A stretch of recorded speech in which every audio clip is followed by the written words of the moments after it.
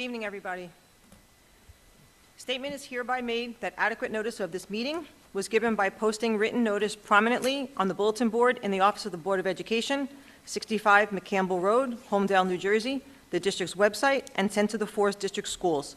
The mailing and or hand delivery of said notices to the designated newspapers, the Asbury Park Press, Star Ledger, the PLG, PSG, PSA, PTSO, SAB presidents, and student representatives to the board.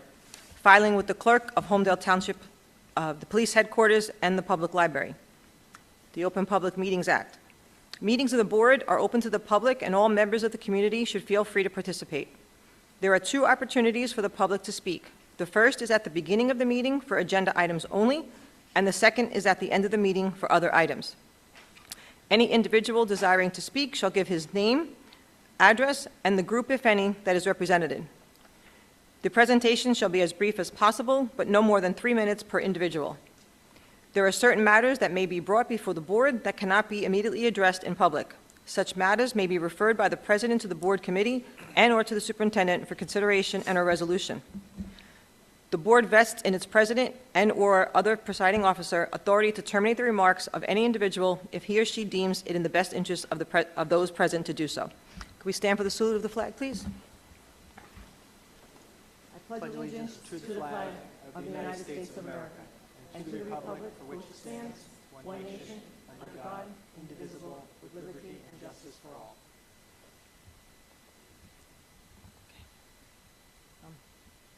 If we have any questions or comments from the public on action items, we'll take them now.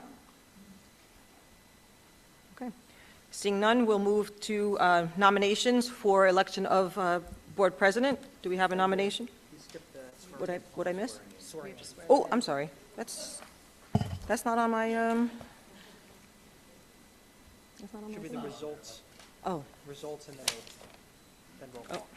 Sorry, I'm on the next page. Okay, sorry. The results of the annual school election for November 4th, 2025, with a 3-year term, Mr. Greg Fernandez, Ms. Joanne Lamb, and Ms. Brittany Manning. And then we'll move to the oath of office. Kyle will presume. Which one's going first? Any preference? Ray is doing Brittany?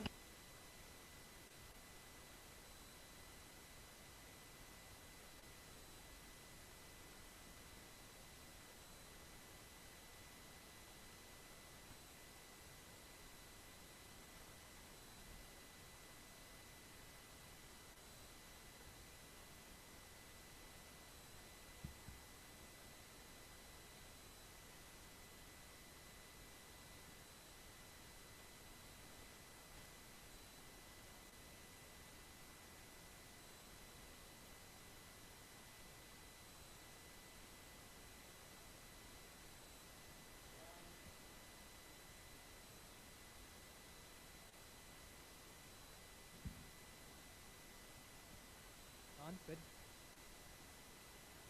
Raise your right hand. Repeat after me. I, Greg Fernandez. Do solemnly swear. That I will support the Constitution of the United States. And the Constitution of the State of New Jersey. And that I will bear true faith and allegiance to the same. And to the governments established in the United States and this state. Under the authority of the people. I, state your name. I, Greg Fernandez. Do solemnly swear. That I possess the qualifications prescribed by law. For the office of member of a Board of Education. And that I am not disqualified as a voter. Pursuant to NJS 19:4-1.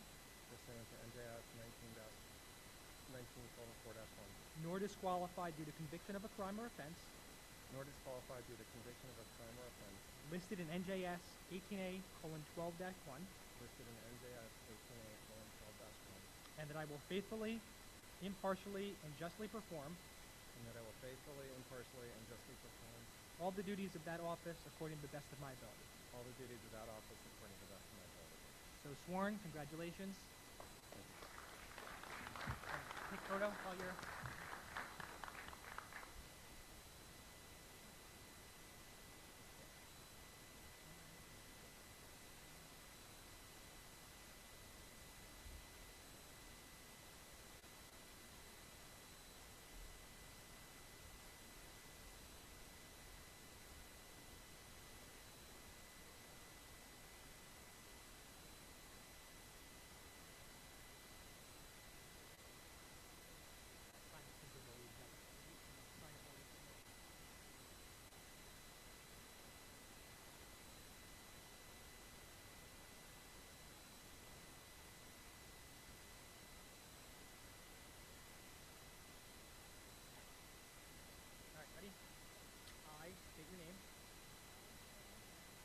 do solemnly affirm that I will support the Constitution of the United States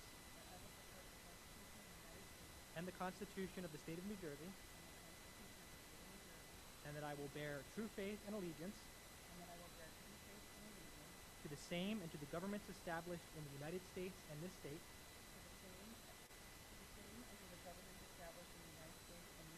under the authority of the people.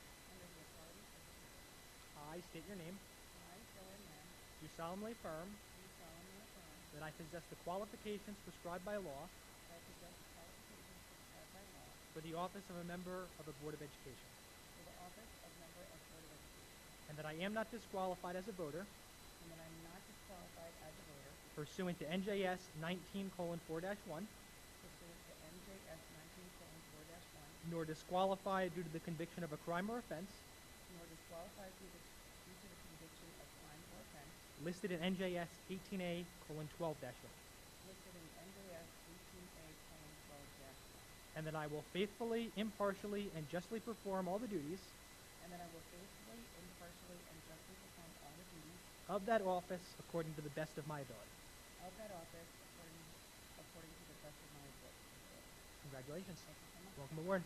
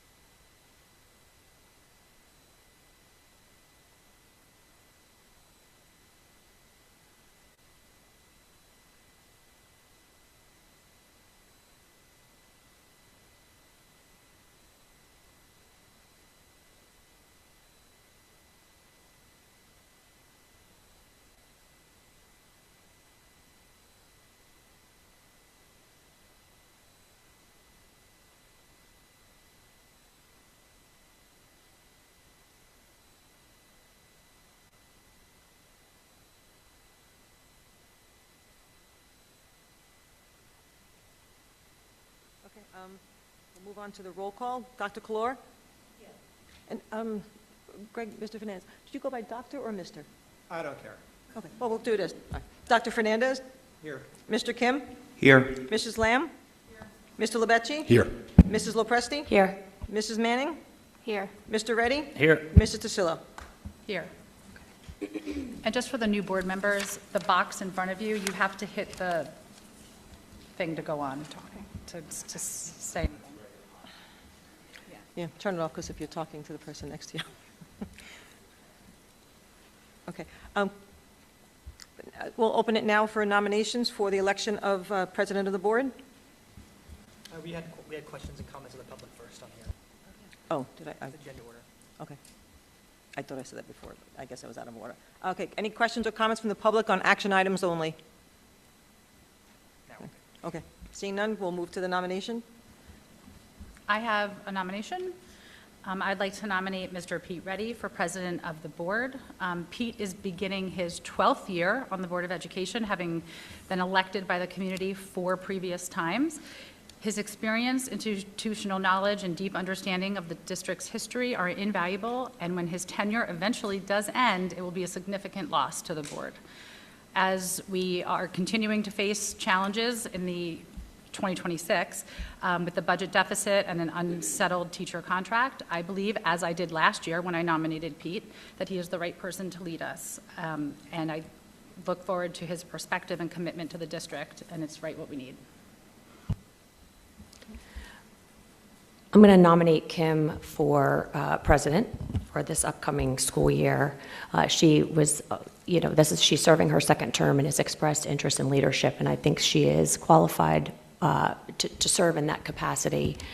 She's really taken her role as CNI committee chair seriously, super engaged, well liked by the board members, by the community, and I think her role as an educator is invaluable, in the day-to-day operations of the school, and she has such valuable insight, which I think is important for the presidency.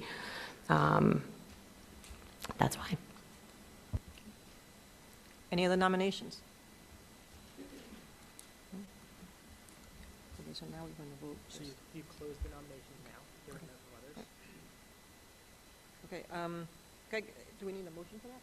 No. Okay, so we're closing all nominations, hearing that no other motions were made, and we will take a vote. So your vote was in order of nomination. So you would do Pete first. Yep. There's no discussion. Okay. So we'll take votes. So there's no discussion. So the way your current board policy, bylaw technically, operates, although every district is a little bit different, is you vote in the order of the nominations. So Mr. Reddy would go first. If Mr. Reddy receives a majority vote, he becomes president, and that is the end. If not, then we would continue down to the second candidate. If neither candidate receives a majority affirmative vote, then you would start over again, open up nominations. So before that happens, I'd like to just quickly say something. And, it's not a discussion item. It's a nomination, and now we vote. All right, then. Yeah. Okay. All right, so voting for Mr. Reddy for board president, Dr. Kalor, Yes. Dr. Fernandez, Yes. Mr. Kim, Yes. Mrs. Lamb, Yes. Mr. Lebecci, No. Mrs. Lopresti, No. Mrs. Manning, Yes. Mr. Reddy, Yes. Mrs. TaSillo. Yes. Okay, so we have 7 votes for and 2 against, so congratulations, we have a president. Turn over the meeting to him now. Yep. If you give me your, Thanks. Congrats, Pete.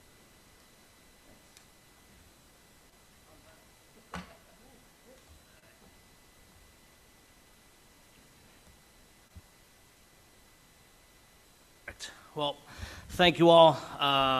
Yeah, like Kim said, this is the start of my 12th year, so I have sat in this seat before.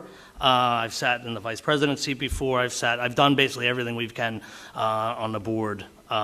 Did write a few notes just to talk about a couple of comments. First of all, thank for everyone for their confidence in me and naming me the board president for this year. I definitely don't take it lightly. Understand what it entails as serving as president and vice president, as I said before.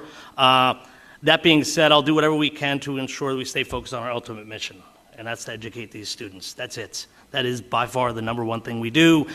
All the other stuff, I don't want to say is white noise, but that's why we're all here. That is the one thing, like those 3 little guys over there, those 2 little guys, and the students over here and everywhere else in this district, the 3,000 or close to 3,000 students, that's why we're all here. And do whatever we can. For years, we've been trending in the right direction.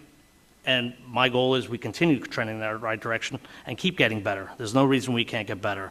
I'm confident with the administration and the teachers, we'll continue to make that same steady progress. Special thanks to Chris Damari. He's not here tonight, but Chris, if you're out there, thanks for your support and your leadership over the last year as board president. You did an excellent job. And as you said, it takes a lot of time. It's not always easy, and you're certainly not always appreciated. I also want to thank Allison for his vice president last year. Outstanding job as well, especially during a year that it presented a handful of major challenges that we will still deal with this year. That being the budget and the teacher's contract being the first 2 things that come to probably everyone's mind that we'll be dealing with on a monthly, weekly, and even daily basis. I'm confident working with the board, we'll work through both of these projects, as I'll call them, right? Congratulations to Greg and Joanne and Brittany on being elected. I'm confident each of you guys will do a good job. I've seen 12 different boards, and I think the one thing that has been consistent is each of the boards over the last decade have worked together and pulled in the same direction, which I think we'll still continue to do. Much respect for you guys that volunteer. I know the time commitment to the Mannings and the Fernandezes and the Lamb families out there.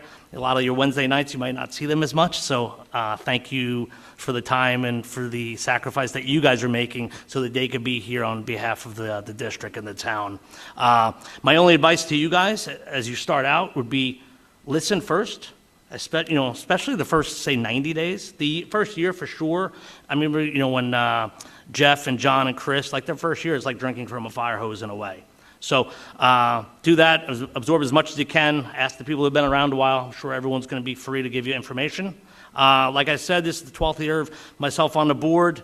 I don't have a hidden agenda. I consider this board to be round. It's not my board. It's not Kim Ray's board. It's not Anthony's board. It's our board. It's the district's board. There's 9 of us. And all 9, whether you guys on day 1 or me on day 4,015, I actually did the math, we have the same exact vote. We have the same we're equal. There's no one higher than anyone else. If anything, I have a gavel, and I get to sort of run the meeting. So that's about the only difference in a way. All like to do a job that doesn't pay very much. I think that number is 0. But we all do it because we care about our district. I think 7 of 9 of us have kids in the school. So we're definitely tied in from village to Indian Hill to Sats to the high school of, what's going on. I'm a year removed. My youngest graduated last year, but still got nephews in the district, so I'm still sort of close. And as a board, I always say this, especially for you 3 new people, is we're tasked to do 4 primary things. One is hire the superintendent. We hired him a couple of years ago. I think we made a really good hire. Scott's on his 2nd contract, so very good that we have stable leadership, which is super important, especially with what we're dealing with now. Lucky to have him. And then the second thing we do is we establish the budget every year. So that's, that's coming up. So within the next couple of months, you guys will be drinking from the fire hose when you get the budget book from Debbie and seeing what goes into it. And like I said, we have, we sort of storm coming. When I sat in this seat 3 years ago, we knew the budget was going to be bad. Even when then I think it was Terrence, then Chris, it hasn't improved. So I know Allison last year was a big focal point of sending out a lot of communications to the township. I think we'll continue to do that, continue to educate the town to let them know what we're dealing with. It's not pretty. Bellworks pilot thing is the thing that always comes to my mind, and we'll still try to do whatever we can with the town. I know they had their reorg the other night, so hopefully the board leadership will meet with them and continue to try to just do whatever shared agreements or anything we can with them so that we can help out the district. Third thing we do is we set policy. So the way we speak as a board is essentially through resolution or through policy. Thankfully, last year we reviewed the 200-plus policies we have, so we don't have to do that again this year. And the last thing we do, we have to ensure the schools are well-run. I think this is the one area in my 12 years on the board gets a little gray, because some people think we hire and fire and get rid of teachers and hire teachers and do things we do not. That's his job. That's the folks in the back's job. It's not our job. So, but we just have to make sure that we have oversight and that we are sort of involved to the degree we can be. Over the next week or so, once we do the vice president, we'll figure out how we want to do committees. I think on the board agenda, you'll see we have the cow and the regular business meetings and things like that. So as a board, we'll decide how we want to work, not how I want to work, how we want to work. Then we'll go from there. And the last thing I will say, thanks to my wife, she's not here, and my kids, thanks for their support and allowing me for all these years to serve on the board and to, give back to the community. I mean, for my years as an Army officer, I always feel it's the right thing to do is serve, and I'll continue to serve. And like Kim said, this is year 12. This is probably my last year, if I had to bet on it. So we have a lot of work to do. Let's get it done, and thanks for everyone for your time.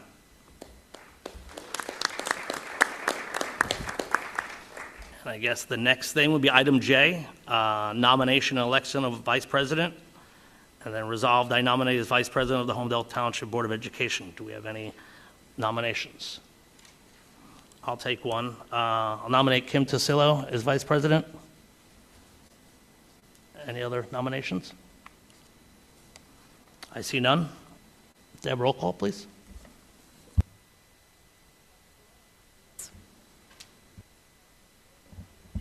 Yes. Yes. Mrs. Lamb? Yes. Mr. Lepecci? Yes. Mrs. Lepresti? Yes. Mrs. Manning? Yes. Mr. Reddy? Yes. Mrs. Tasillo? Yes. You got 9 out of 9. Congratulations.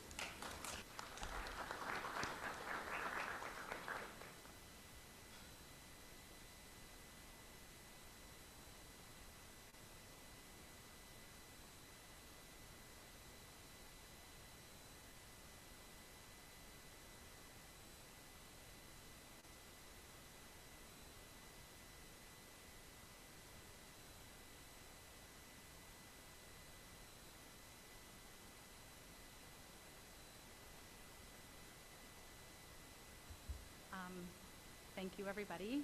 I will say that I didn't actually prepare anything. I wrote something for you and did not even write anything for me. So this is my fifth year. I'm starting my 5th year, and I look forward to working with Pete and everybody to have a successful year. And just thank you to my family, who I spend a lot of time outside of the house. And I just want to say to the new board members whose families are here because you're here, thank you, because they're going to be, hopefully, right, we put in a lot of time. And so thank you in advance for allowing them to be here and serve the community. And to everybody, everyone here is ready to work and put in the time. So look forward to it. Thanks, everybody.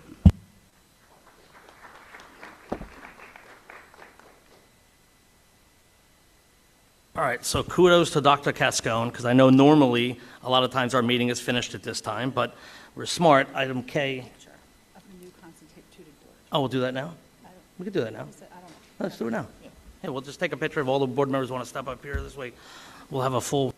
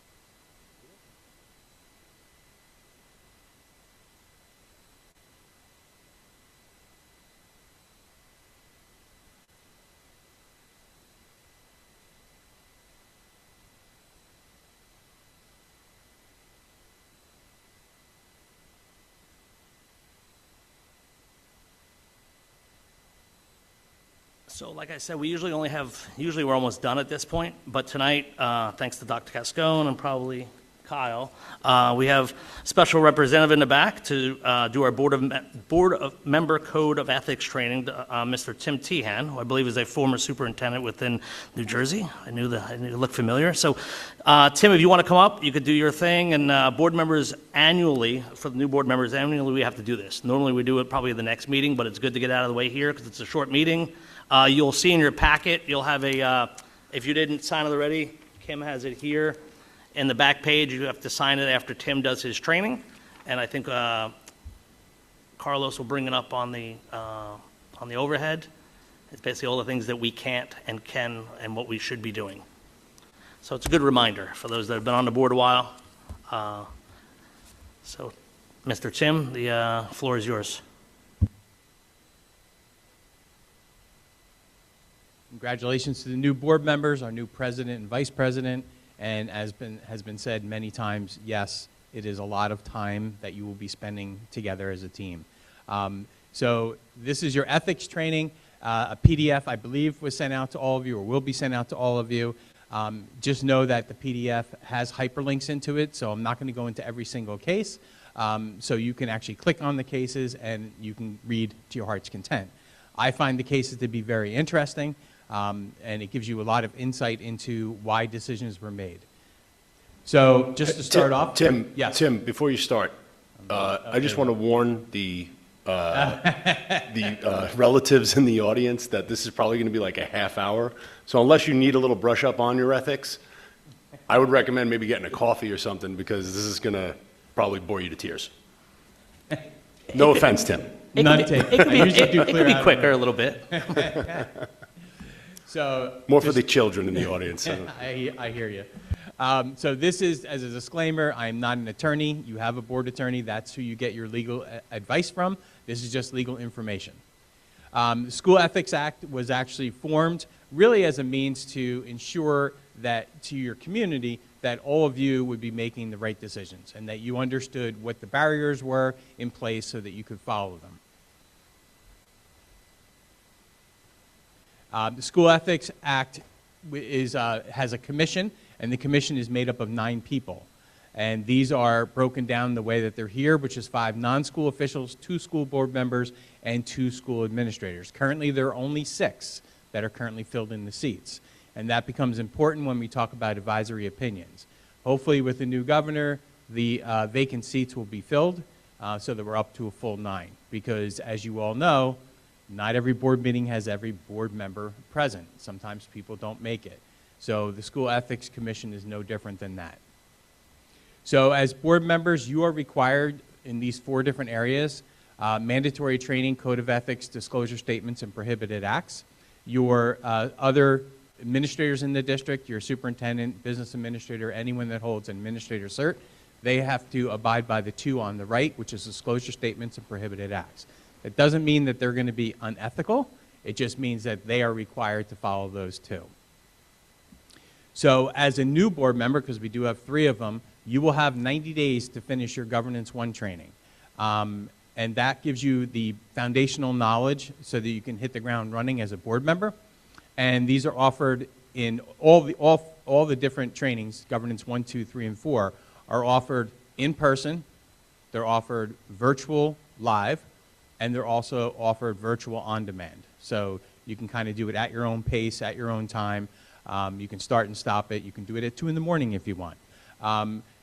Also with Governance 1 for new board members, there is a new board member orientation weekend if you so choose to do that. It's much more intensive. It's offered in January and February. So your Governance 2, you have your whole second year of being a board member to complete Governance 2. And that will focus on finance and student achievement. Governance 3, you have all of your third year of being a board member to complete that one, and that will focus on policy and labor relations because as a board member, it sounds like you're already into it, you will at some point within those 3 years most likely be involved in negotiations in one way or another. And then Governance 4, you have to take every time you're re-elected. So when you're in your second term, third term, fourth term, whatever it may be, you have to take Governance 4, and that's your legal updates. You're welcome to take all of these if you want right away, but it doesn't matter when you get to that year of your term, you still have to take it again. Some people do elect to do governance for year after year after year because they want that legal update. There's other ways of getting it, but you can absolutely do that if you so choose. Your financial and personal relative disclosure statements, your business administrator will, I believe it will be your business administrator, will be sending out an email with that information that you'll have to complete. As a brand new board member, you will have 30 days from today to complete that. And all the other existing board members, you have until April 30th. This does not ask you how much money you make. It simply asks you where are your sources of income. And that is as a means of, for the SEC to better understand whether there's potential conflicts for you. So this is one case that has to do with financial disclosure statement. And as I said, if you look at all these cases throughout the whole presentation, in the left-hand corner, you see that where it says C85-24, that's a hyperlink. So that'll give you all the details of the case. And then you always see what the determination was. And in this one, you see recommended reprimand. That means that it's went through the first level, which means it's went through the SEC. And their recommendation in this particular case was a reprimand. When it goes through the full, meaning it gets through the Commissioner of Education, you won't see the word recommended. You'll just see the actual reprimand or the other penalties that could be sanctioned. Just to note, there have been numerous financial disclosure statement cases that have been popping up. So just a word of advice, try to be on time with filing that. I'm sure your business administrator will greatly appreciate it. And Tim, when you had that one, Yep. because normally for the new board members, what's going to happen is you're going to fill out this thing and it's going to go to Deb in her office. And I know routinely I would put in a wrong thing and all of a sudden the board office would kick it back and say, fix this item, you did it wrong. Because some of the questions are like, you read them and like, what are they actually asking me? So that one, it must have gotten through that particular board office, I presume, right? Or they might not have filed they it didn't on even- time. They didn't do it okay, on all right. time. That's- Yeah, it's not 30 days. necessarily the information was wrong.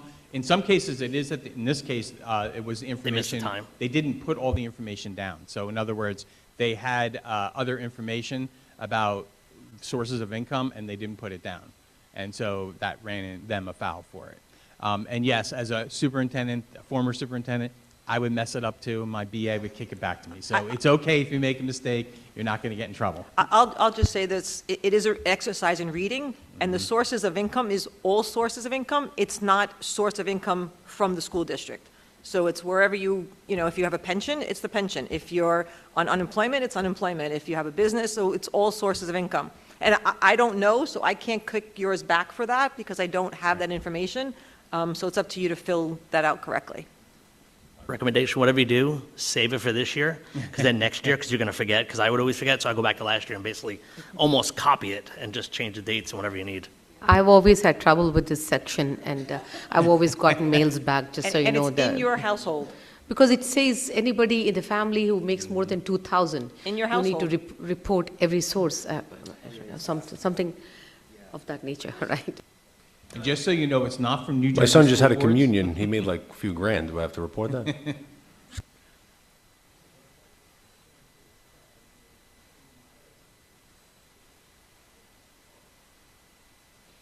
It is not New Jersey School Boards. It's the School Ethics Commission, just so you know. So Yes, don't and come it's not, yelling it's at not me. our office either. Call her and confirm it's all done, right? Yeah. So you have tenants that you have to follow, and just so you know, the top part is through statute, which is 18A, and the bottom part, it comes from code, which is 6A. So each one of these tenants are developed and part of your statute and code. The top part tells you what you have to follow. The bottom part tells you that if somebody says or makes a claim that you've had an ethical violation, those are the factual evidence that they have to provide when they file that claim. So it's not a matter of them just being able to say, oh yeah, you violated code, A, B, and C. They actually have to provide the evidence to support that. So the first one, A, is that you uphold and enforce all laws, rules, and regulations.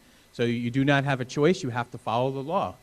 You might not like it. There's other avenues that you can follow to change the laws, rules, and regulations, but you are required to follow them. Your second one is that you have to make decisions to meet the individual needs of all children. As your president, newly elected president, said in the very beginning, everything that you're about here as on the board and in the district is about the students. And so that's captured within the Code of Ethics. Also, which was hit, your role as a board member is not to run the district. Your role is to focus on policy, planning, and appraisal. Policy, as was already said, you guys went through apparently 200 plus policies last year, which is awesome. For brand new board members, highly suggest that at least go through your bylaws to begin with, because those are the policies that will tell you what you can and can't do as a board member. Planning happens all the time. You guys are talking about your budget. That's part of planning. Your strategic plan, if you have one, is part of planning. Your district goals, board goals, all those parts are all part of the planning. And then appraisal is the evaluation of the superintendent. That's the only person a board evaluates. You do not evaluate anyone else in the district, only the superintendent. Your job is not to administer the schools. Your job is just to make sure that they're well run. And I always say, if you think about what your role is, you're the what, the superintendent is the how, and his team. Your job as a board member is not to make any personal promises nor take any private action. All the work that you do as a board is here at the board table. It's when you have a legally advertised meeting and you have a quorum of the board and you have items on your agenda, that's when you can take action. So you cannot be in the community and say, I'll take care of that, I'll make that happen, because then you'd be in violation of this one. Your job is not to cater to special interest or partisan political groups. Yes, politics and special interests have a place in society, but unfortunately they really do not have a place in the school district, and the reason for that is because their focus is very different than yours. Your focus, as was said before, are the students of your district. Your special interest groups and your politicians, they may overlap and have some interest in the students, but they have other ulterior motives that are very valid, but that's their own. So stay focused on your students. Don't worry about the politics or the special interest groups. This, to me, is the most important one, which is confidentiality. As a board member, you are going to be privy to a lot of information, and that's one of the reasons why you go into executive session. That is highly confidential. That means, think of it like Vegas. Whatever happens in Vegas stays in Vegas. Well, whatever happens in executive session stays in executive session. Never leaves. That's why when you look at your board minutes, your regular board meeting minutes are very detailed. Your executive session minutes are not. And that's meant to protect those different areas that you're discussing. So remain confidential in all matters. Your superintendent will be communicating with you. You may get other communications within your team. Make sure that that stays confidential. Once you break that confidentiality, not only is it an ethics violation, but it actually causes a divide within your team and a lack of trust within your team. So remain confidential. Your job is to appoint the best qualified personnel. On your board agenda, you will have personnel matters. So your job is to make sure that those individuals meet the requirements of whatever the position is.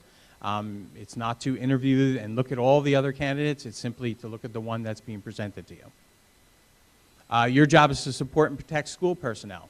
And that means that you don't go into a building and say, hey, just so you know, I'm a board member, and so I'm going to tell you what to do. Not only is that a violation of other codes of ethics, but you're really not protecting the staff members. So make sure you're protecting them. Refer all complaints to the chief administrator officer, which is the superintendent. You as a board member in the community, people will know you're a board member, especially you brand new ones. They will seek you out, and they will find you, and they will bring problems or concerns to you. Your job is not to fix them. Your job is simply to say to them and redirect them to the proper level on the chain of command, which 9 times out of 10 is a classroom teacher. Redirect them, tell them where they can go in to get a resolution, and then loop in the superintendent on who met with you and what was their concern and where you directed them to. Once you do that, your job is done. You don't need to, you're not doing anything more with it. The superintendent will take it from there and monitor the situation.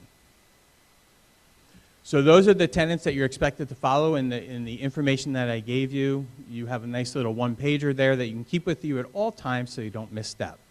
But anyone in your community or even outside your community can file an ethics complaint against you. Your superintendent could file one against you. Your other fellow board members could file one against you. Anyone can file it. But they have 180 days to do that. And when they file it, they, as I said before, they have to state which tenant or tenets of the Code of Ethics you violated and then provide the factual evidence. Once they do that, the SEC will read through what they have, and then they will reach out to you as the board member that it was filed against and allow you to read through that as well and then state your case. So in other words, they're getting both sides of the story before they make a decision, okay? There is something that came up. They now have a $500 fine imposed for frivolous filings because there has been an uptick in people just filing just to file it. So that's something that they put in place. Have they ever enforced that, have you seen? Really? Yeah. Have the people actually paid it? Yeah, they have to. Should be 5,000. What's that? Should be 5,000. It Wow. should be, yes. But I guess you got to start somewhere, right? These, for those, that when somebody does file an ethics complaint, and if it is found, these are one of the 4 things that can be the sanctions. The first one is a reprimand. Think of that as like a slap on the wrist where they say, you did something wrong, don't do it again. And it's between you and the SEC. They'll send you a notification on it, and that will be it. Censure is much more formalized. That's where the board actually has to adopt the resolution that names you as the person and the code or codes, the tenant or tenants of the code of ethics that you violated, and it's formally adopted by the full board in public. A suspension means that the SEC will say that you cannot be a board member for whatever set amount of time. Might be a week, might be a month, might be 6 months, whatever it is that they come up with. And then removal is they will remove you from the board, and you will no longer be able to be a board member. The advice of counsel defense is sometimes used by board members where they'll say, you know, I didn't do anything wrong. I was following the advice of my attorney. In order for you to be able to use that, that platform of saying it's an advice of counsel, it actually has to meet this 4-pronged test, which is the advice that you were given must be received prior to you doing something wrong. So you can't do something wrong and then say to the board attorney, hey, if I do this, is that wrong? Okay, that's after the fact. The individual who offered the advice actually has to be the person that can give you the advice. In other words, it has to be your board attorney. You can't just go to any attorney. It has to be your board attorney. All pertinent facts and circumstances must be fully disclosed, meaning you can't give them part of the story. You got to give them the whole story. And that's where a lot of people do get into hot water, where they don't give all the details of the situation. And then the last one is that you gave all this, let's say you did all the first 3, and the board attorney gave you advice and you did the opposite. You actually have to follow what the board attorney tells you, okay? If you do all 4 of those and you get into hot water, then yes, you can use this as a defense. So as I said, I'm not going to go into all the cases, so it will save you some time. But each one of these, like I said, are hyperlinked. When you see the letter C, that means it's an ethics complaint. When you see the letter A, that means it's an advisory opinion. An ethics complaint is after that somebody has done something wrong, and now this is the result of it. So it's more reactive, whereas an advisory opinion is somebody seeking out the advice ahead of time before they misstep, so it's more proactive. So these are cases for the Code of Ethics cases. There's some more. And just so you know, the second case down gives you an idea. It says a 15-plus year board member. So the people that are being found for ethics violations are not just new people. They're people that have been board members for 1 year, 3 years, 5 years, 15 years, 30 years. So it runs the full gamut. And some of these are really, really interesting. So when you have time, read them. And sometimes you will be shaking your head saying, I can't believe somebody did that. So you have recusal and abstention. And when you have an agenda item before you, you have the option of abstaining from it, which means that you do not have enough information. A recusal is a little bit different. A recusal means that even if you wanted to vote on it or be involved in that discussion, you can't be because you're considered conflicted. And so you're not permitted to actually vote on that agenda item. So what will cause you to be conflicted? Sadly, it is your family members, your relatives. Most of your conflicts will come up due to relatives. It can come up due to your situation, your work situation, but most conflicts are found to be due to relatives. I included a sheet with your packet that has like all the relatives breakdown. That's from an advisory opinion. It's a nice little chart that you can refer to if you have family members that work in the district. And then that will tell you whether you may or may not possibly be able to be involved in certain things. So all of your relatives will create those conflicts, which will cause you not to be able to do certain things within the district. If your relative works in the district, chances are you're not going to be able to evaluate the superintendent. You're not going to be able to be involved in the discussion about the evaluation. You're not going to be able to be involved in the contract of the superintendent. And if your superintendent leaves, you're not going to be allowed to be involved in hiring a new superintendent. So just keep that in mind if you have relatives that work in the district. So as I said before, an advisory opinion is more proactive. And in order for the SEC to make a decision, when you send in that request for an advisory opinion, they'll send you an answer back as an individual. Sometimes when they read over these cases, they say, wow, this one has we believe it has a much more far-reaching impact that other board members across the state may be interested in it. And when that happens, they make these advisory opinions public. When it's made public, it's actually then expected that you will follow those too. So if they're public, you're expected to understand them and know that you have to be abiding by them as well. But in order for it to be made public, they have to have 6 of their SEC board members vote yes. As I said before, they're supposed to have 9, they only have 6. So what happened this year, and it happened actually the year before, is they did not have 6 at any time until the very last meeting in December. So in the end of December, we had, I think it was 22 advisory opinions that were all of a sudden published and made public. So it's important, I think, that they fill these seats so that more of these can be put out early. So an advisory opinion, like I said, is proactive. Think of it as a police officer. When a police officer pulls you over and lets you go with a warning, it is their advice that you should not be speeding or doing whatever they said to do. If you do it again, yes, you will be found guilty. So think of it that way. Because we did have a board member that said, well, it's an advisory opinion. It's just his advice. Doesn't mean I have to follow it because it's just somebody's opinion. No, you really do have to follow it. So once again, I'm not going to go through all these, but each one of these, this page and this page, are advisory opinions that were published at the end of December. And each one of these has a nice little one-word question that was posed by the individual that submitted it. So even though they may not be applicable to you right now, this is a nice little handy list that you can refer to as things pop up. You may say, oh, let me see if there's an advisory opinion on that. There's also a hyperlink at the end to all the advisory opinions that have been published every single year. So benefit is another area that can create a conflict for you, and it can result in potentially you having an ethics violation. And it's not just about whether you believe that it's a benefit to you, it's also potentially the perception that there's a benefit to you. So whenever you have something that goes on, if it's potential that the public would believe that you would benefit from it, and you don't think that you would, you may still be in violation. A perfect example of that might be, let's say you have a business and you donate something to the district. And at a board meeting, it's you know, I don't know how you guys do it, but in a lot of districts, they will recognize the donations from such and such. That could be considered a benefit, even though you didn't make any money off of it. It was free advertisement. And so that could get you in trouble in that way. So you always have to be thinking about like things like that. If you're not sure, check with your board attorney. This is a list of the prohibited acts that would cause you to have to recuse yourself. You can refer to those. And this is a list of some prohibited acts cases. So if you think you want to read up on those are cases that were published.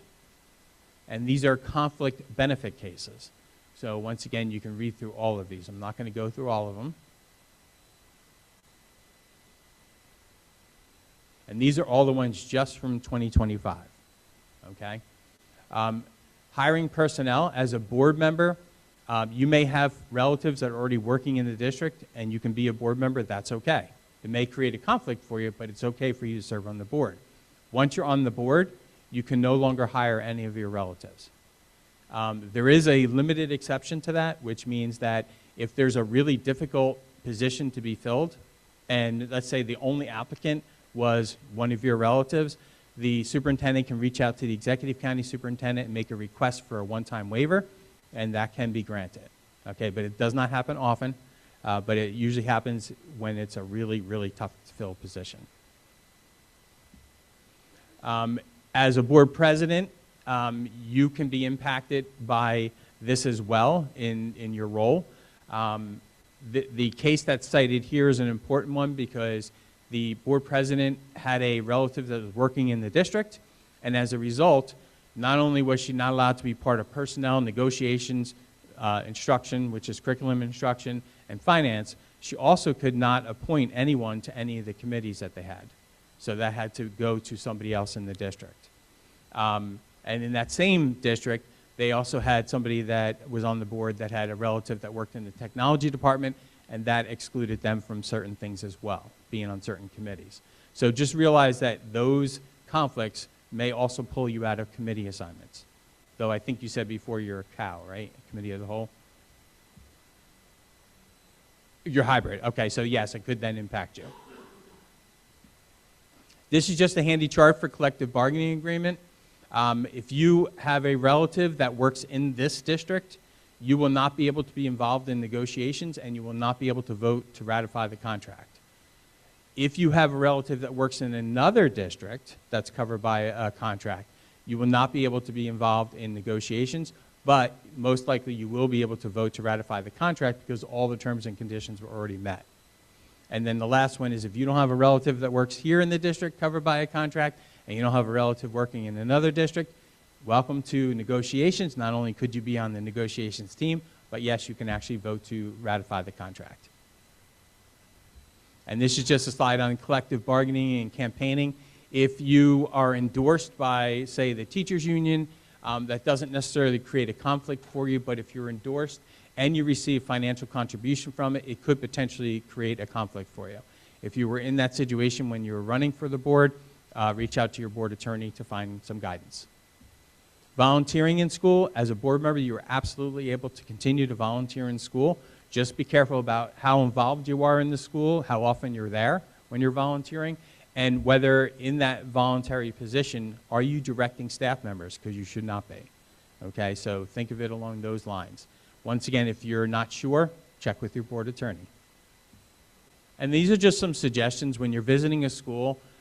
We always advise, reach out to the superintendent, let him know that you're thinking of going to a school and the reason why, just so that he's aware that you're in the building and he can give the administration in the building that heads up that you're there and the purpose of why you're there. So no one gets nervous and thinking, okay, are they looking at us? Are they evaluating? Even though you're not supposed to be doing that, people still get nervous about that. Refrain from any board-related discussion or vote. If you're visiting a school or talking about anything like that, stay on point when you're at a board meeting or when you're visiting. When you're visiting, if you're there for a parent-teacher conference, don't start talking about board business. Stay focused on the parent-teacher conference. Social media, no one ever likes to hear about social media. The best advice I can give you for social media is if it has to do with board business, don't post it. That's how people are getting into trouble. There's a lot of social media ethics cases that have popped up. If you do decide to post on something that on social media and it has to be related to something that the board could be working on or board business, then the SEC says you should be using this disclaimer. And that basically says that you're speaking as an individual, not as a board member. But it's going to go back to the content of what you're posting. So just because you use the disclaimer doesn't mean you're going to get out of jail, okay? It's going to go back to the content of what you're posting. And as I said, these are some social media cases that popped up this past year. And then this is just important information to keep in mind, once again, like suggestions. Think about when you're at the board table and texting. We suggest you don't text from the board table because let's say one of you is texting and you might be texting a family member, but somebody else is texting. Your community may believe you're texting to each other and you're having a private conversation. That could end up in an Oprah request. Okay, so just play it safe. Don't do it. If you have, and we know life happens, if you need to be texting, just step away from the table. Give your superintendent a heads up that you're expecting a call or a text or something, just so that that happens. Go down to the third one is you are your child's advocate first and foremost. So if you have children in the district or grandchildren in the district, you are their advocate. Continue to be that. Just because you're on the board does not mean you lose that responsibility. And that's our link to the resources that are there. So those are hyperlinked too. Once again, the School Ethics Commission is hyperlinked. Not too bad, right? I did about 30 minutes, right? Any questions? One question. Yep.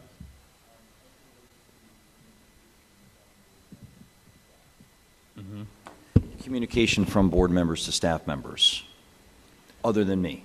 So they really shouldn't be. And the reason for that is because, once again, you have to go back to your board policy, your bylaw. Generally, your board president is the spokesperson for the board on board business, and the superintendent is the spokesperson for the district. Individual board members shouldn't be having those private conversations with staff members. If, let's say, though, you have a committee and you have some staff members that are there, obviously you're going to have conversations there, and that's appropriate because that's the proper setting.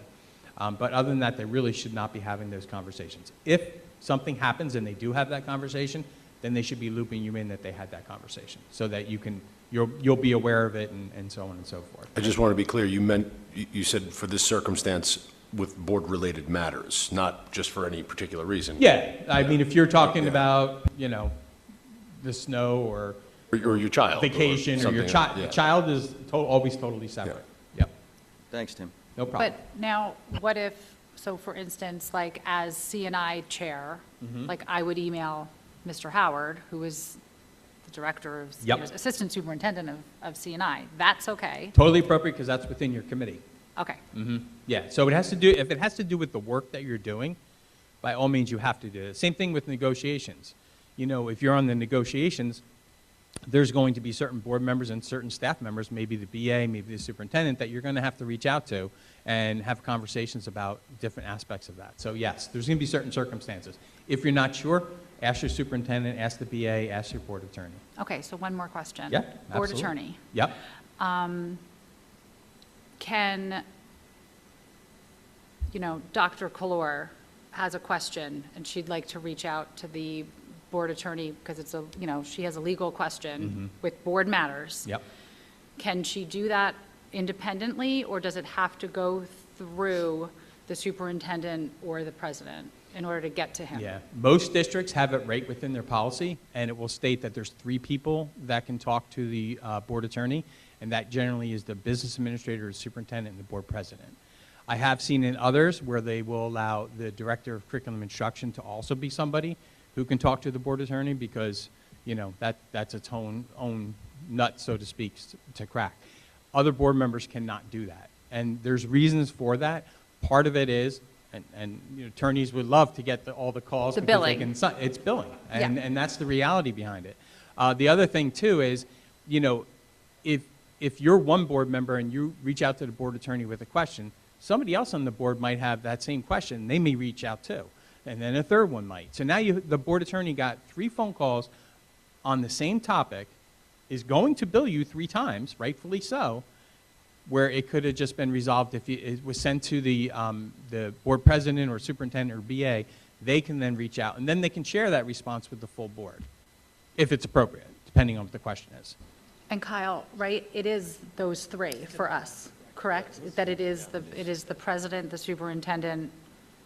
And The business one administrator. caveat I will say, and I And don't recall who? if your policy addresses it, And but the- generally, the superintendent can delegate that authority Yes. within his authority to do that, so. And a lot of times Okay. it is director of special education that they direct that to, if it's not in their policy. I do Yeah. speak with Amanda relatively regularly. Yeah. I was going to say, for new board members, it's always been my best practice is it's always good to keep Dr. Cascone in the loop. It's just safer. It keeps everything on the up and up.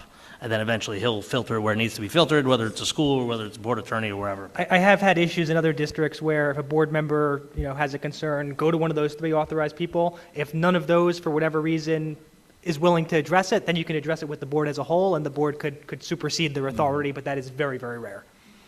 And if it is, depending on the topic, it may be an executive session topic. So if it has to do with like one of the 10 areas, 9 or 10 areas, I always get it mixed up, that are executive session items, which generally are, in a nutshell, for those that don't know, student matters, staff matters, legal matters, purchase of property, school safety and security. In a nutshell, that's it. But if it has to do with any of those, you're not going to discuss that in public. That would be something that you request then to go into executive session to discuss. Hey, Tim, the only thing I will say is, you know, sitting up here for all these years, we've only had one ethics complaint. We've had a few ethics complaints, but we've only had one ethics complaint that basically, I remember it was my first year on the board. I swear I spent hundreds of hours in meetings about, it was basically between a board member and they basically talked about a Holmdel employee that no longer, you know, is retired now, but they shouldn't have done that. They did it in public. And at the end of the day, when you saw the 4, you know, penalties, it ultimately ended up in a reprimand. Right. I spent so many hours in the SAT science room where we used to have our executive session for, I don't want to say nothing, but it was like, wow, we spent so much time for that. But so, knock on wood, this district has done very, very well. And We've money, never had not just issues. time, 'cause we're Money, paying for lawyers. sure, absolutely, yeah. I think Shank Price, Kenny Jokes, whatever his name was, took forever. So we've been good here. Awesome. And off topic, or thank you for your time, you're our rep for, so this is, normally you don't usually see him so quick, which is good.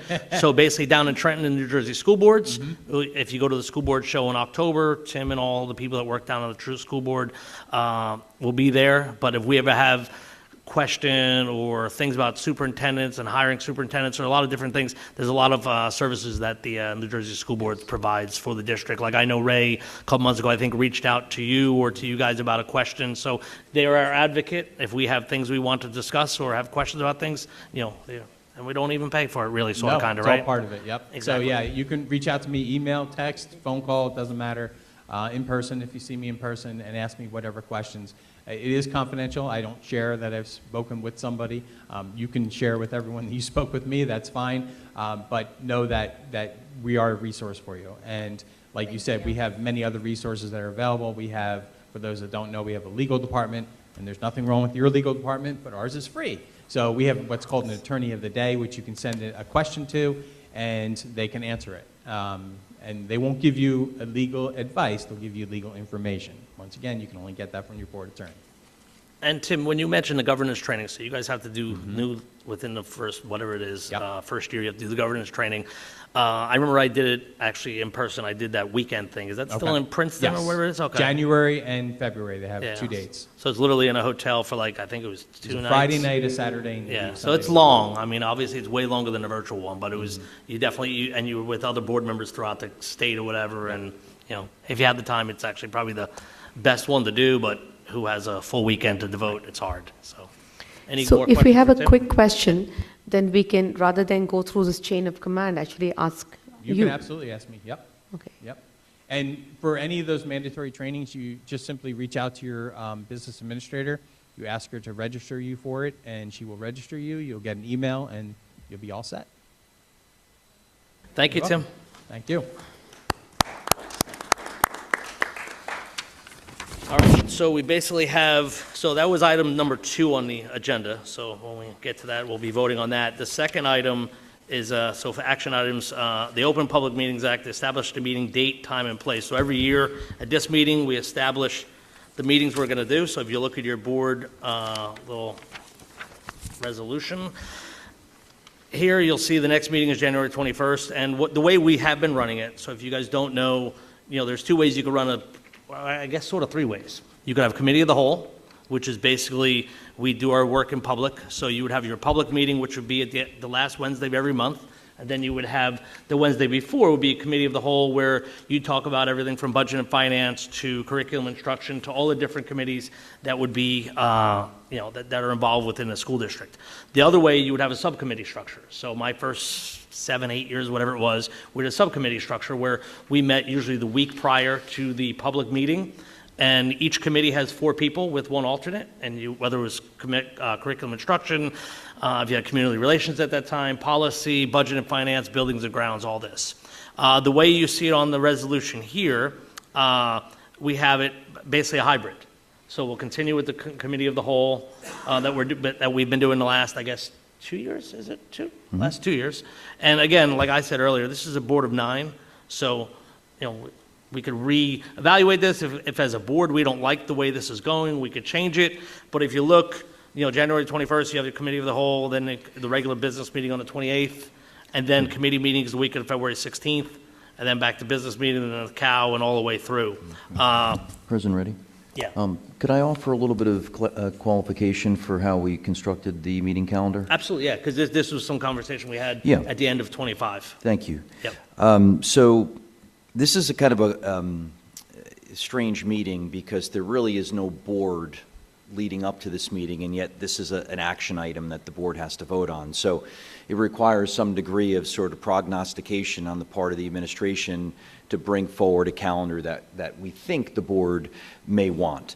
I sort of read the tea leaves based upon some of our conversations prior to the reorg that hybrid seemed to be a majority opinion that a hybrid was the way to go, which is why we constructed it this way.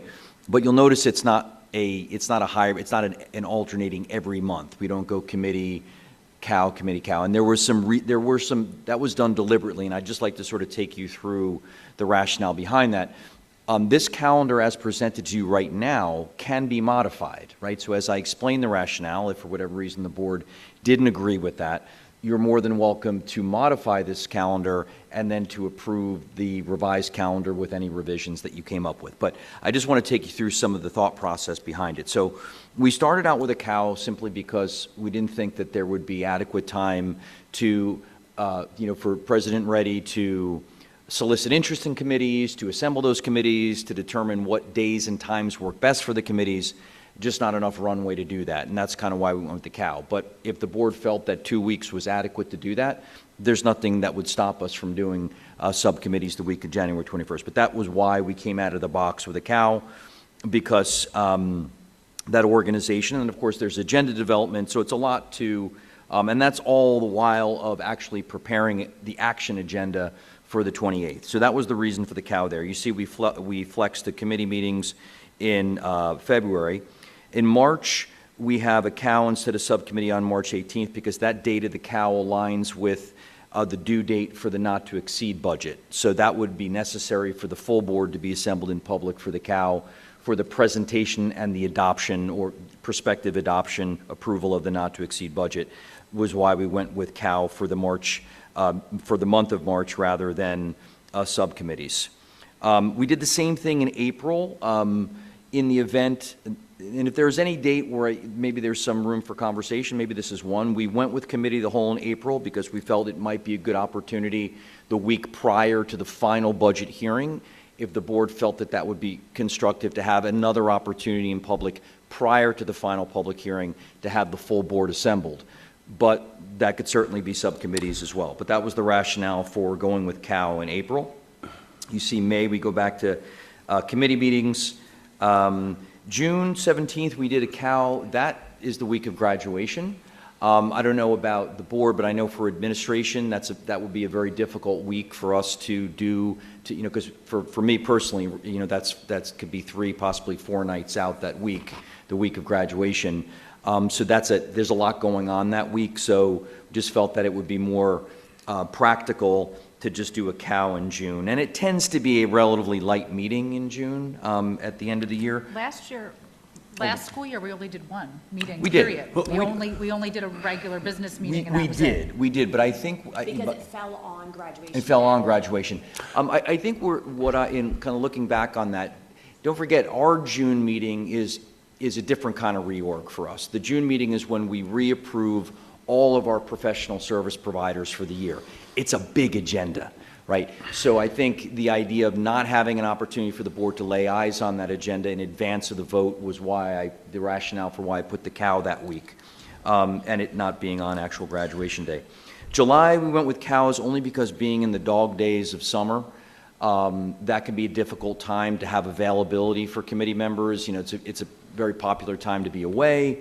But certainly that could be reconsidered. But that was the rationale for having the cow in July. And then you'll see in August and September, we have committee meetings, which I think makes sense because August is a very busy meeting in advance of the opening of the year. There's a lot of approvals that happen at that meeting. And September tends to be pretty busy as well at the start of the year. So we thought those would lend well. And then we sort of got back into that cadence of alternation. You see in October, we're back in a cow. November, we're back in committees. And we alternate back and forth there. So that just gives you a little bit of insight into some of the rationale we used. So, yeah. I don't mean to cut you off. Of course. I'm actually curious to ask Pete. You've been around a while. You obviously have been through several different types of meetings and the ways that we, structure this. Me and Allison only know of one way, and that was the cow, moving forward. What do you personally feel is the right option, considering, how this board is really working on and implementing a lot of transparency within the community. So we want to make sure that we're giving them as much information as possible all the time, despite, lack of attendance and such. But nonetheless, we don't know how many people go back and listen to it on their own and so on. So, what do you really think? Because you have had the opportunity to see both of these or a few different types of scenarios. What would your recommendation be? I actually like the hybrid, and the reason I say this is I remember for years we'd sit in the board office, by village, and if it was CNI, I mean, some of those meetings could take 2 hours, even 3 hours, and I remember we would have, the CNI, director, she would have all the different, heads of literacy and math and, science, and we'd really be able to go deep dive into a lot of that stuff. And I can tell you, doing the cow the last couple of years, we have not done that. And personnel will be different, because personnel, we're not talking about that in public anyway. So, and not having that, we haven't done that as much. But I would say that's why I was like, I could do either. I think to me, I didn't think I got any extra because of the cow. And like you said, I look, do people come to the cow meeting? Not as much. Do they come to the public meeting? Yes. I mean, if there's stuff about 5.7, 5.6, if there's stuff about the masks, they come when there's an issue. They come when they want to talk about something. But generally speaking, over the last 10 years, I could count 3 or 4 times when the public truly came out, and those are 2 of them. So I think we get more bang for the buck. I mean, the one thing that I wrote down here, and we could discuss, and like I said earlier, I was like, I'll be reaching out, Kim and I, to everyone to say, okay, hey, what flavor, what kind of committees would you want to be on? I can tell you my personal opinion is, a new board member wouldn't be a chair. So, you guys who've been on the board, because you guys know, you've been around. When I look at negotiations, we want to stay consistent there. We don't want to lose what we've been doing. That's critically important in my mind. But then I look at, okay, do you want to, and this is where we can have some discussion. The committees you have buildings and grounds, you have budget and finance, you have negotiation and personnel, which you can sort of put together because you can't talk about that in public pretty much. You have C&I. Then you also have community relations, which I don't really think we have a need for that, and we can have a discussion on that. And I don't think we need to establish a policy committee this year because we did that heavy lifting last year. So the only thing that I was thinking is, do you want to put buildings and grounds and budget and finance together? And I say that because we still have the cow, so a lot of the stuff that is going to come in that committee meeting, you'll be able to do, because a lot of that stuff is repetitive. You're going to talk about the M1 and the CAFRA and all those different acronyms in your meeting that the only benefit I see is if you have the 2 committees, building, ground, budget, and finance, 8 of the 9 board members would get to hear that same message in a committee meeting. So that would be the conversation. Do you want that, or is it better to save a meeting or a committee and not have to have that? I mean, that's, I don't know, for those that have been on the board a few years, like Allison, you ran budget and finance last year, I think I think I concur with Anthony's concern about the transparency piece, but understand that I think it's probably, there's some benefit to having subcommittee meetings just replace the cow occasionally. I am a tad concerned that 5 will be committee meetings, 7 cow, and we've got the 12 regulars, right? That doesn't change. But I think if we go with this hybrid structure, I think it cannot stress the importance of consistent engagement and people showing up and pulling their weight, because that was an issue last year. It was. And I think it's going to make it that much more important that people actually show up. We were elected to do a job, and we have to do it. So, I got to mean, tell you, I 100% agree, but in my opinion, I think that part of the issue is that they were, it was ad hoc and haphazard, like, hey, who can get together, but this is going to be in, and how it was before when we had subcommittee meetings.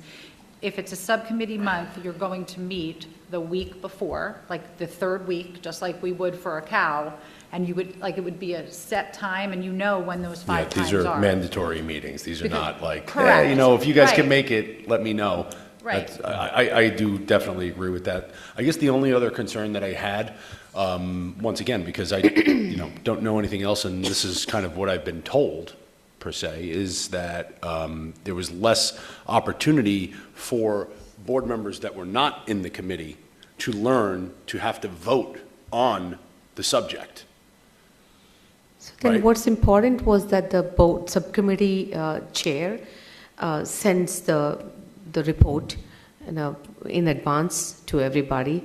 And if you have questions, you can actually call or talk to the subcommittee chair, who can actually directly answer what happened during the meeting. So you get a one-on-one, explanation then, as long as they send it beforehand. So ultimately, for people to find out what is happening on the board that are not within the committee, they have to read a report and then ask questions from the report. No, if you want it beforehand, or you can ask it during the board. But if you want to know, really Well, what yeah, of happened, course, if you you'd want a have deep dive. You'd want to be able to ask beforehand because you don't want to have to ask at the vote would be the Right, problem. right. I'm just trying to understand exactly how Yeah. this would work. It's just So- that everybody can't deep dive, like you can't attend every meeting, right? If there are 5 meetings and all of us can't be attending for several reasons, a number, and we don't have the time to deep dive into every area. So if you're on two subcommittees, hopefully in those 2, I'll be deep diving and know enough to explain to you if I was there, what the thought process was, better than if all 9 were sitting and listening to it. And same if you're in the subcommittee and you got into the details, and I could ask you, you can ask everybody, but the chair of that would know better because they've actually spent many more hours on that. That's the. President Reddy, may I add something? Absolutely. I think that the administration has a part to play in this as well, Anthony, in that, that we're bringing concepts or proposals into subcommittee whenever possible, not the same month that we're looking to move it forward to be approved, whenever possible, right? So that we do our subcommittee meetings, the committee chair presents the committee report at the subsequent public meeting, because that comes before any votes are the committee reports. And then it's not like, and now you have to vote on it, or you have to ask tough questions there in public before you vote. That's where administratively we have to do our job to ensure that we're being forethoughtful about when we bring these things forward into subcommittee structure, so it's not like at that next meeting you're voting. When it all possible, sometimes it's unavoidable, but whenever possible, that we're giving the board at least 2 months to process the information, to ask questions before actually voting on it. So we can play a role in that as well administratively. May I also ask that even the subcommittee meetings, now we've determined which week. That's great, because we all know that week we have to keep ourselves free. When we have set up our subcommittees, we can sort of determine based on everybody's convenience, whether it's a Tuesday, Wednesday, or Thursday, and we know a year before, when those things are. Absolutely. That was when I first got here in March of that school year. We were in subcommittee structures, but I was surprised to learn that we didn't have set days and times for those meetings, and so every month we were scrambling to try and find a day and time that worked. So the first things I did was establish and ask the committee members, right? Like maybe you have a night work schedule and that night doesn't work. So it was to seek that feedback from the committee members to say, okay, everybody's good at Tuesday at 5:30.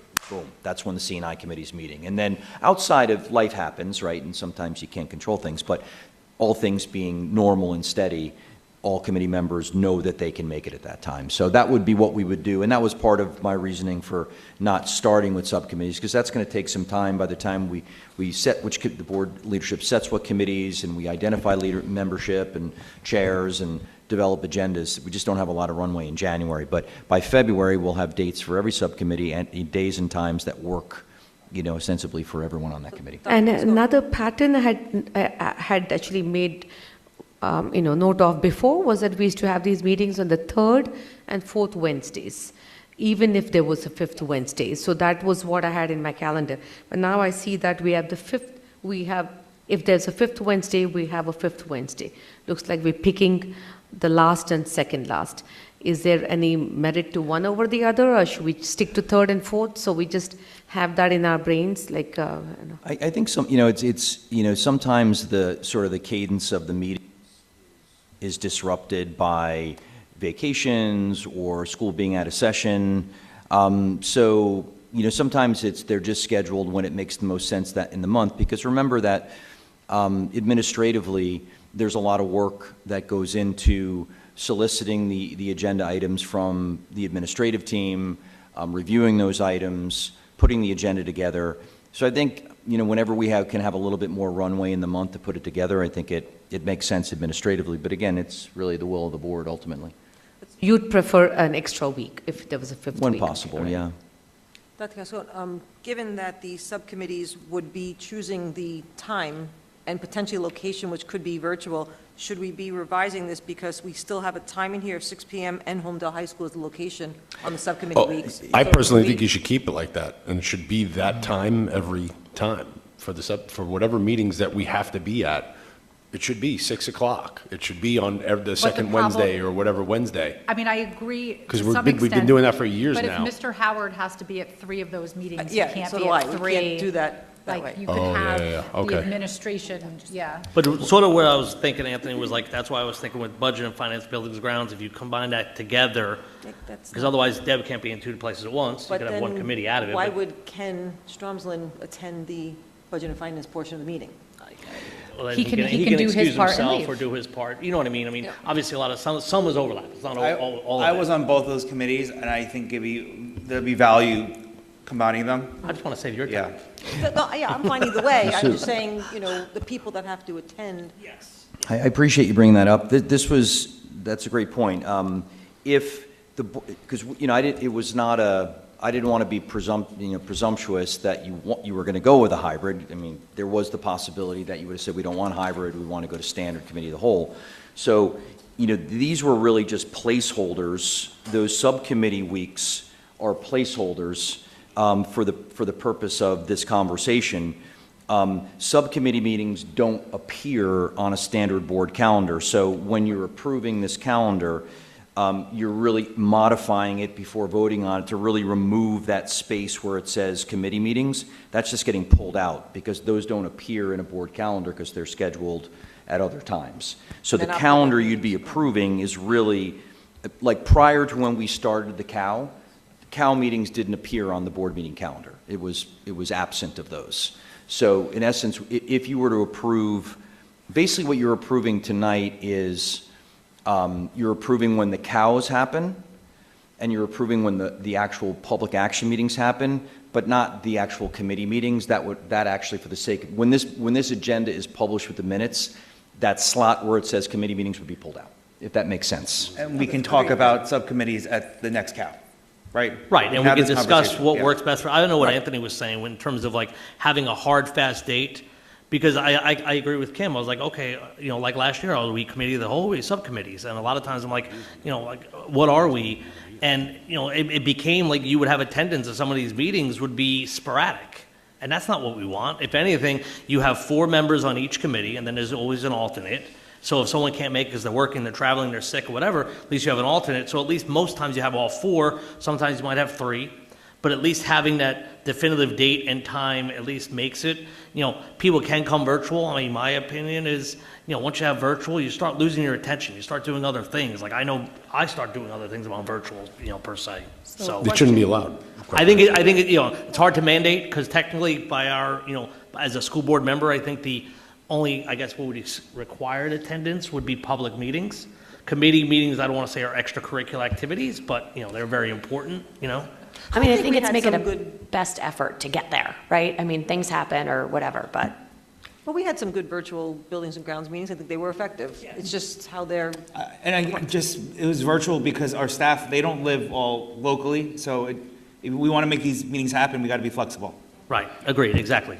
Yeah, Joanne? So question, so what I'm hearing is that these committee meetings are proposed, but, could be subject to change. How far in advance, if they are to be changed, would we know? I mean, Well, if- ideally, as the board, and then as those individual committees, like, let's say Anthony's running the negotiations, or whatever, or Allison is, or wherever, they would basically say, okay, hey, here's when we're planning to meet, and they would sort of list out. And obviously with that, when you're doing negotiations, you'd be, working with the union to see when they can meet, because obviously that's the only committee where you're working with another party. But if it was budget and finance, you'd get with, with Deb, and Deb would say, okay, hey, here's what the suggested thing is, and you'd work with those 4 board members to find out what works for everyone, and then you'd have it, just so it isn't ad hoc. And the one thing I did write down is, as a board, if we feel like this hybrid is sort of a messy and sloppy, we can walk it back. This is our board meeting, it's our time. If we want to change it, if it doesn't work, so, but at least for the first 90 days, first quarter, we could, fly with what we have. And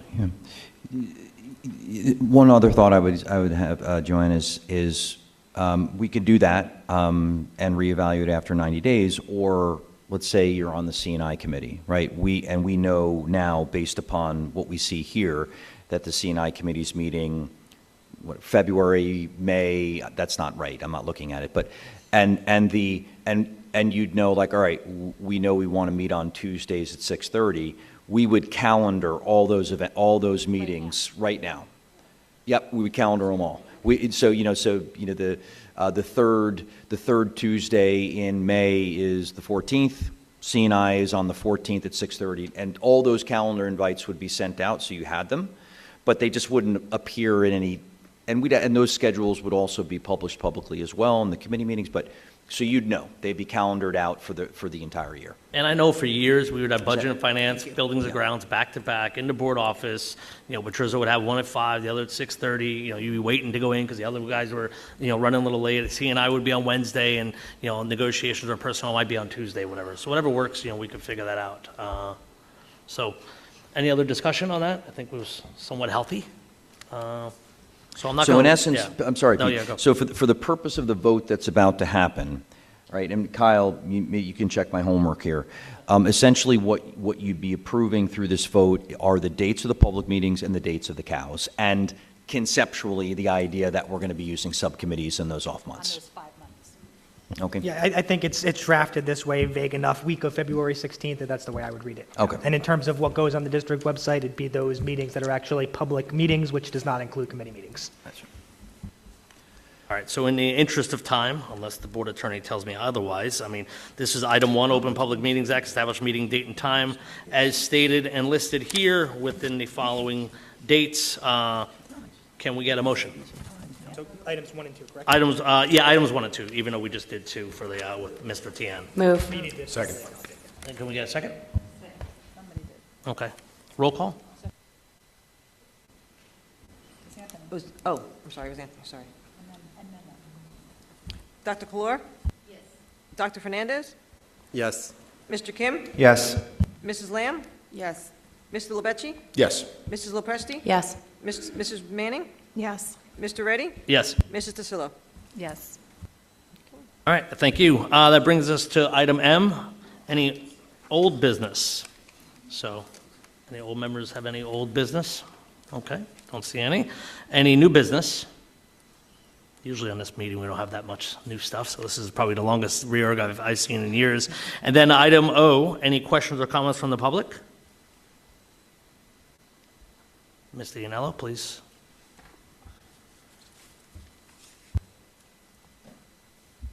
I'm sure it's been a long day for all of you too, so I'll be quick. I'm pretty active at the town level.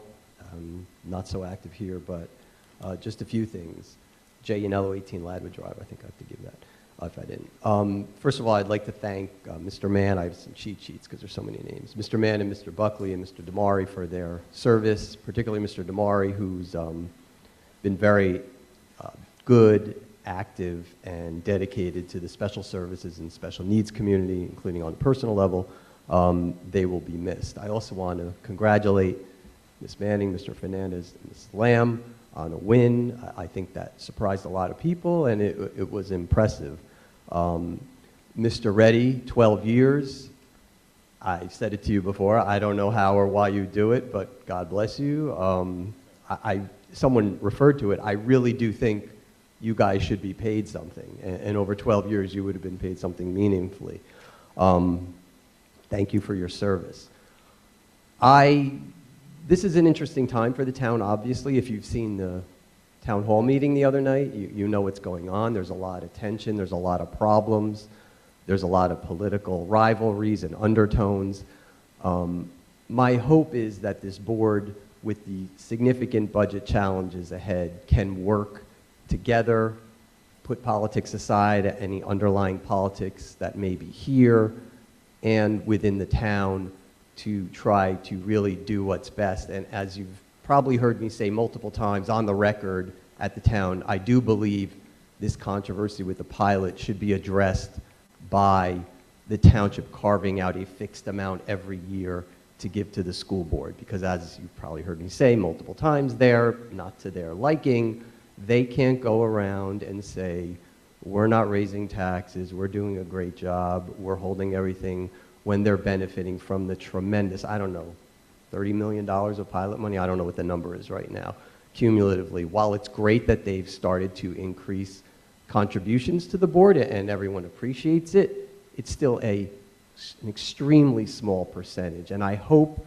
all of you can work with them to try to come up with a fixed amount. And I know the majority of the community would really appreciate that, and it would benefit, obviously, the school system, and I think it would benefit them. So thank you again for all of your work. It's going to be a very tough year. Mr. Gascon, too. I think I've told you a couple of times, this was going to be a tough job, especially when you first came in. And I think you've realized that. You're well appreciated, and good luck. Thank you. Thank you, Mr. J.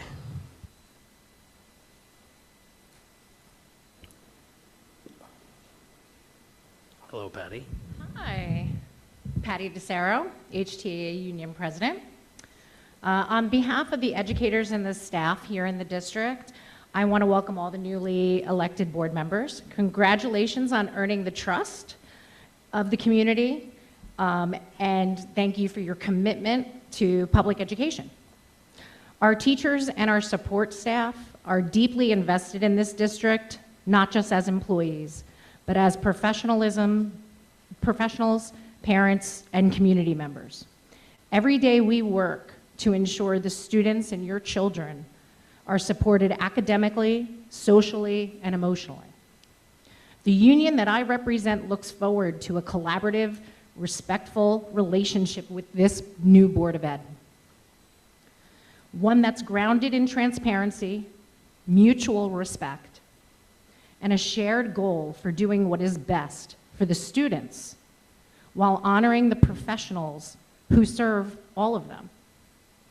We may not always agree, but we believe productive dialogue and good faith negotiations lead to the strongest outcome for our students and our children, which is why we're all here. That is why you're here. So I want to thank you again for coming and spending your time, which is very valuable, to help your community, your own children, my children. And also know that my door is always open. You can always reach out to me with any questions. I'm here to support you, just as Dr. Cascone is. We represent this school district, which takes up a majority of our tax dollars. And our employees here that I represent are here to make sure that your children are supported. So if anyone afterwards would like my phone number, please come visit me. Reach out to me anytime with any questions. I have an open door, open policy, and I am completely transparent in everything. Thank you, and good luck. And Thank you, Pete, Patty. congratulations. Thank you. And you're used to doing things for, no money, being a veteran. Yes, So exactly. You're always doing things above. We're called to serve, so Exactly. try to do it. So thank you, everybody. All right, I don't see anyone else, so that brings us to item P, executive session, which we do not need, so which brings item Q. So can I get a motion to adjourn? Move. Second? All right, that's it. All Get in to hit the order? gavel. Thank you, everyone, for coming. See you in a week. If you have the... Your forms, yes, send them over.